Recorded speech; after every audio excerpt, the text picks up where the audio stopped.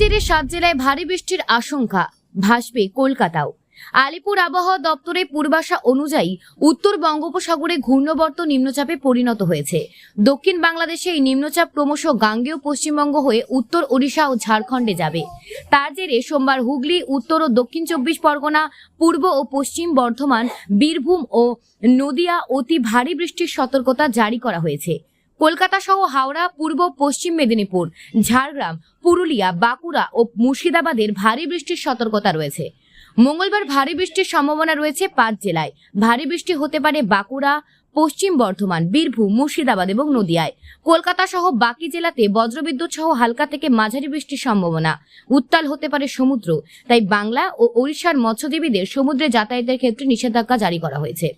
এদিকে উত্তরবঙ্গের সোমবার জলপাইগুড়ি, মালদহ, উত্তর ও দক্ষিণ দিনাজপুরে বজ্রবিদ্যুৎ সহ বৃষ্টির সম্ভাবনা। বৃষ্টি হলেও কলকাতায় বজায় থাকবে আর্দ্রতাজনিত অস্বস্তি। সোমবার মহানগরের সর্বনিম্ন তাপমাত্রা 25.5 ডিগ্রি। রবিবার সর্বোচ্চ তাপমাত্রা ছিল 28.8 ডিগ্রি। বাতাসে জলীয় বাষ্পের পরিমাণ 89 থেকে 97%। গত 24 ঘন্টায় বৃষ্টি হয়েছে 42.2 মিলিমিটার।